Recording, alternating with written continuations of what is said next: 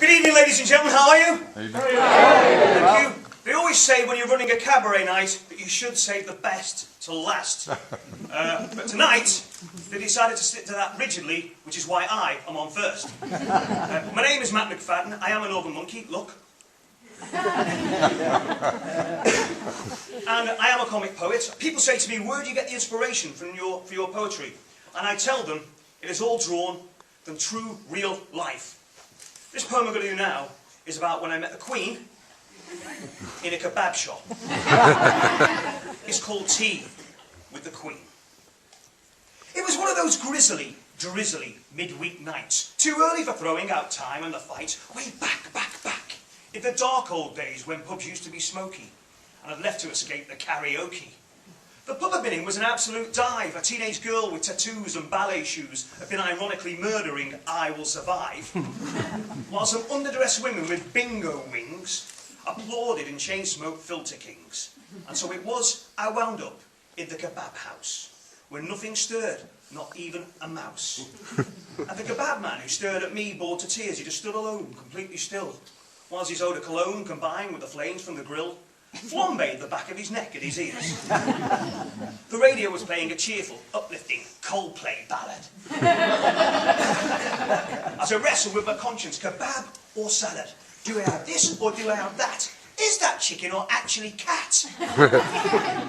When suddenly, outside the shop, I heard this noise, a sort of a clippity-clop, clippity-clop, clippity-clop. I thought, aha, that's not a car. And I know for sure it's not a pedestrian. Those sounds outside are distinctly equestrian. See what I did there? So just to be certain, I peered through the curtain. And excuse me if I appear to embellish the scene, but there on a carriage, it was only the Queen. Oh. No, the Queen. Whoa. She was dressed in a robe, she was wearing a crown, and I watched as the butler helped her down. The red carpet rolled and in she strolled. The kebab man blurted, "Hello, Lizzie! You timed it well. We're not too busy." Well, I was gobsmacked. My jaw was ajar. I said, "Excuse me, are you who I think you are?" She looked at me and said, "Probably, yeah." Crikey, flipping heck, I said, "I knew you were coming. I'd have polished me head." "How do I address thee? Do I bow or curtsy? Do I stand to attention? Do I salute? Do I go home and come back in my Matalan suit?" She said, "Calm down here, fellow. Mellow, man, mellow. One should take a chill pill, feng shui one's head." I'm not kidding you, that's what she said. "In here there are no graces or airs. Come hither, let's sit in these plastic chairs. Don't be formal, call me Liz."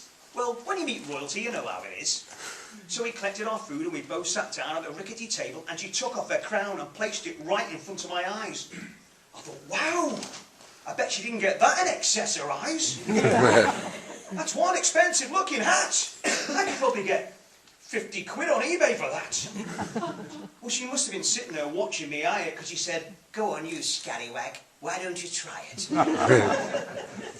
Now just pause for a moment to take in the scene and sitting in Kebab Kid with the Queen. We're munching away on chips and kebabs and watching the moon reflect off the wet paving slabs. And I, the consummate king of fools, I was only wearing the crown jewels. I was in the Queen's bling. I dined like a king. I had a plastic plate and everything.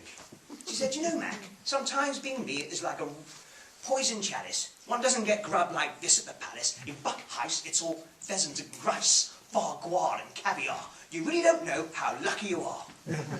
Well, she regaled me with tales of her coronation, the perks and perils of ruling the nation, the people she's met throughout the years, her work, and the sheer enormity of Prince Charles's ears. And then she dabbed her chin with a napkin and said, "Sorry, Mac, I'll have to go. There will soon be thugs in here, you know." The kebab man nodded and said, "That's right. Some student protesters were in last night."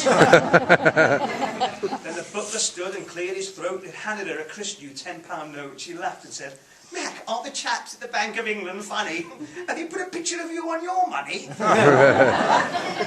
Then ding went the till as she paid her bill. The red carpet rolled and out she strolled. And I listened to the clippity-clop, clippity-clop, clippity-clop as a carriage trundled away from the shop. When I got home, my wife said, "Where the hell have you been?" I told her, "I've been having tea with the Queen." Yeah.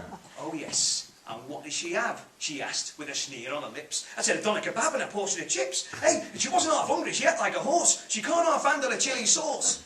She folded her arms and said, I can honestly say you get more pathetic every day. You're obviously drunk now, get off to bed. Oh, and take that stupid crown off.